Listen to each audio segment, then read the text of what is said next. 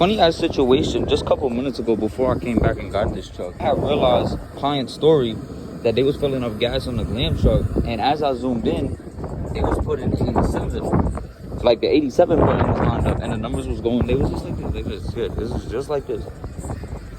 And now this is coming from a client.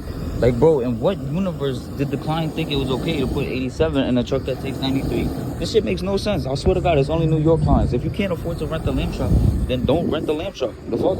Nigga try to be cheap and put 87 instead of 93. Like, what the hell? This is dumb as fuck.